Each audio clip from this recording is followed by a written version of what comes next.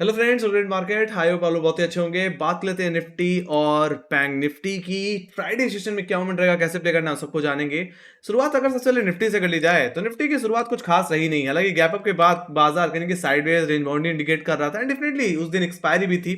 सो कहीं ना कहीं देखा जाए तो कोई खास मोमेंटम नहीं था।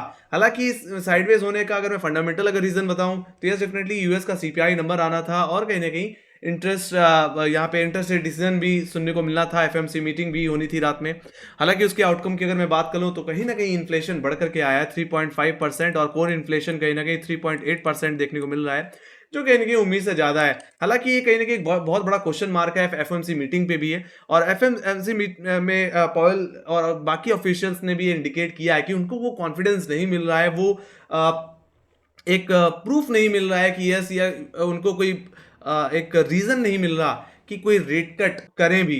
मुझे लगता है यहाँ पे थोड़ा सा यहाँ पे प्रॉब्लम और बढ़ सकती है। ये चीज कहने की मार्केट के लिए एक नेगेटिव इंडिकेशन है, क्योंकि पूरा मार्केट ये होप लेके चल रहा था कि इन्फ्लेशन में कूल ऑफ होगा तो इंटरेस्ट रेट कट की उम्मीद बढ़ेगी। बट देखा जाए तो वो उम्मीद कहीं कि थोड़ी धूमिल होती दिख रही है। तो मेरा मानना है यहाँ पे बाजार के लिए ये चीज एकदम निगेटिव है। और उसके चलते कहने की नैस्डैक की बात की जाए तो नैस्डैक कहने की 100 पॉइंट से ज्यादा गिरा। कहीं ना कहीं डाउजोन्स की बात की जाए तो डाउजोन्स भी 1% के आसपास करेक्ट होता हुआ दिखा है, जिसका इम्पैक्ट कहीं कि मेरा मानना है यूरोपियन और एशियन बाजारों पे भी पड़ता हुआ दिख सकता है। अपने गिफ्ट निफ्टी की बात करी जाए तो गिफ्ट निफ्टी भी आधे % फिसलता हुआ दिखा है।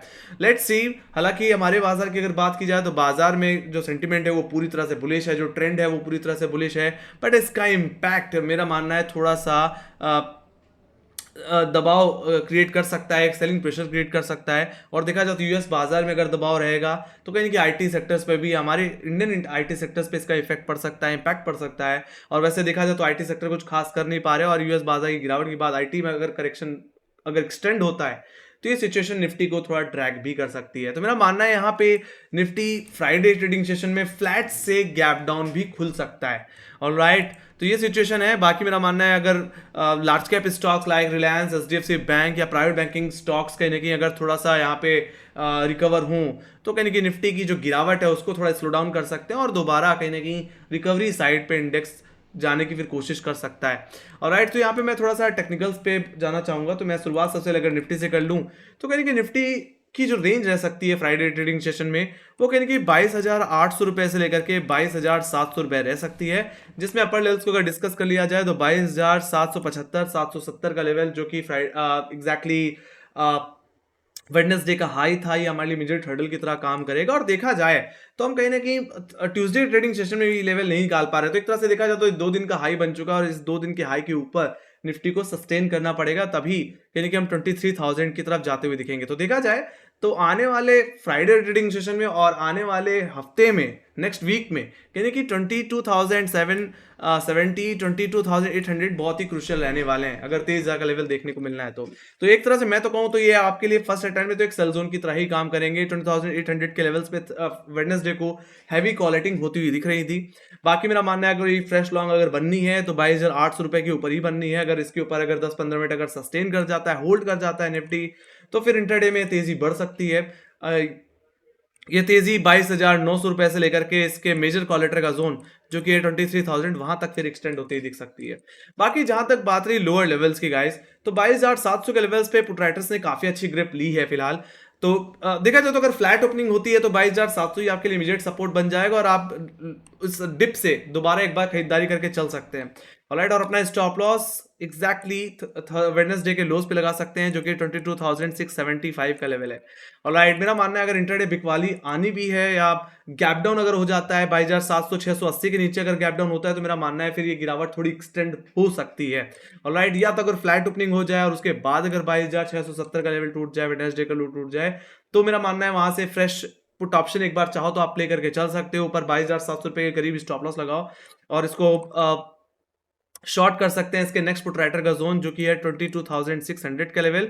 ज्यादा गिरावट जो एक्सटेंड हो सकती है वो कहीं कि 22,500 रुपए तक एक्सपेक्ट जा सकती है, जो कि कहीं ना कहीं एग्जैक्टली निफ्टी का 10 डे एक्सपोनेंशियल मूविंग एवरेज है और कहीं ना कहीं हमारे 5 अप्रैल के लोज भी हैं एग्जैक्टली। तो ये हमारे लिए सबसे बड़े सपोर्ट की तरह काम करेगा। ऑलराइट, सो वहां तक की इंट्राडे में बिकवाली आ सकती है। अब जहां तक बात रही ट्रेंड रिवर्सल की या कोई बड़ी कमजोरी की, तो ये बात मैं बार बार रिपीट करता रहा हूं कि निफ्टी को 22,500 22,450 रुपए के नीचे जाना होगा। उसके बाद ही कहीं ना कहीं हम कोई बड़ा रिवर्सल एक्सपेक्ट कर सकते हैं या बेरिश ट्रेंड एक्सपेक्ट करके चल सकते हैं, जिसके भी आप पे फिर निफ्टी 22,300 जो कि कहीं ना कहीं हमारे 4 अप्रैल के लोज थे, और 22,050 जो कि कहीं ना कहीं हमारे 27 मार्च के लोज थे, जहां पे निफ्टी का 50 डे एक्सपेंशन एवरेज आता है, वहां तक फिर ज्यादा से ज्यादा गिरावट फिर एक्सटेंड होती हुई दिख सकती है। ऑलराइट, तो ये चीज दिमाग में रखो कि जब तक निफ्टी अपने 20 डिमा के ऊपर है, 22,500 रुपए के ऊपर है, तब तक व्यू कहीं ना कहीं थोड़ा सा यहाँ पे बिगर टाइम फ्रेम में जो ट्रेंड रहेगा वो बुलिश ही रहेगा। ऑलराइट, बाकी इंट्राडे में किन लेवल्स के ब्रीच होने में क्या करना चाहिए वो मैंने आपको बता दिया है।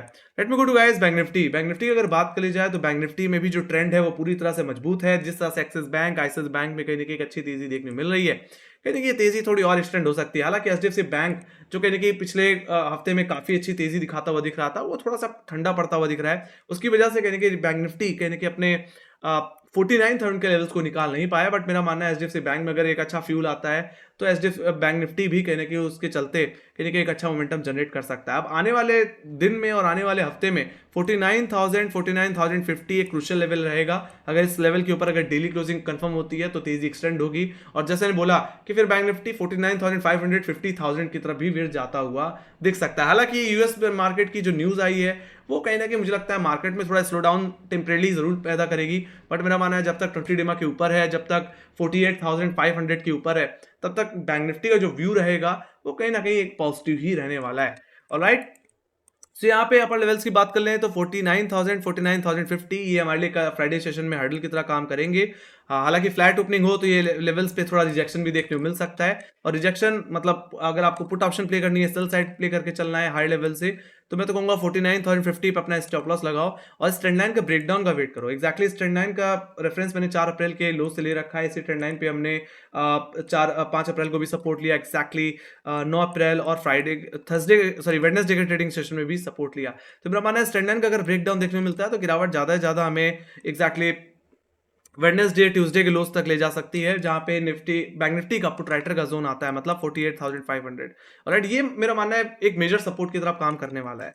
ऑलराइट, तो अगर 48,670 48,570 टेक्निकली जो कि लो है कहीं ना कहीं हमारे वेडनेसडे का, वहां पे अगर बॉटम क्रिएट करे तो एक बार के लिए वहां से खरीदारी की जा सकती है। एक्जैक्टली 48,570 पे स्टॉप लॉस लगा करके इसको दोबारा 48,800 49,000 तक के टारगेट के लिए प्ले किया जा सकता है।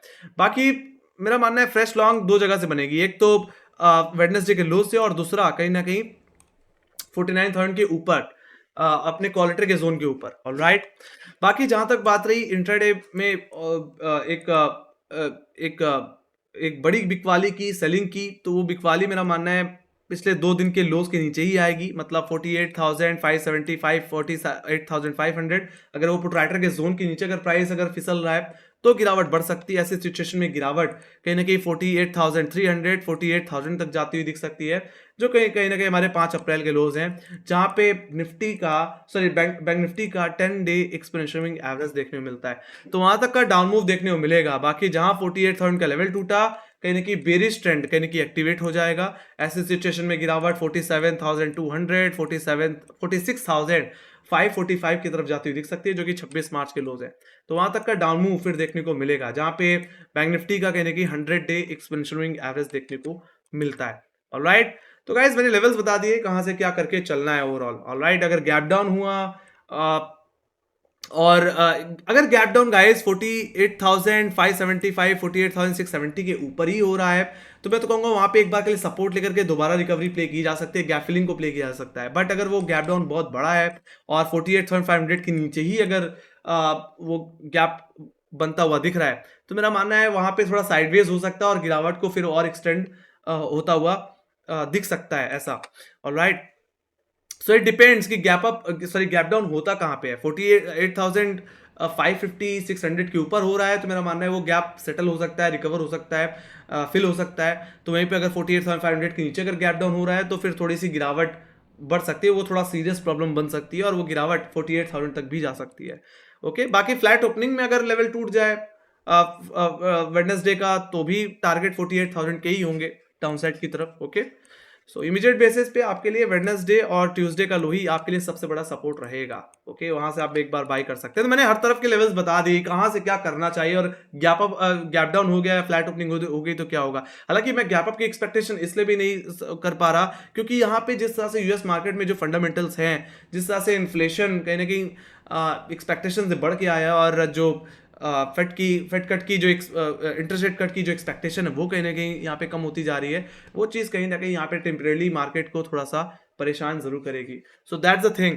ओके, सो यहाँ पे जो एक्सपेक्टेशन है वो फ्लैट से गैप डाउन ओपनिंग की मैं लेके चल रहा हूँ। सो ये थी मेरी एनालिसिस। आई होप आप लोग पसंद आई। तो make sure guys like share subscribe जरूर बता देना। अगर आपको कोई फीडबैक है या कोई सजेशन है या कोई क्वेश्चन है तो आप कमेंट सेक्शन में लिख के चल सकते हैं। बाकी मैं फॉलो कर सकते हैं इंस्टाग्राम, ट्विटर, फेसबुक और टेलीग्राम पे, जहाँ पे मार्केट से रिलेटेड अपडेट्स हम देते ही रहते हैं, चाहे वो यूएस बेस्ड हो चाहे वो डोमेस्टिक मार्केट बेस्ड हो। सारी न्यूज़ आपको टाइम पे मिलती रहती है। सो इसी के साथ thank you very much for watching. Bye guys, see you next video. Take care guys, love you, bye bye.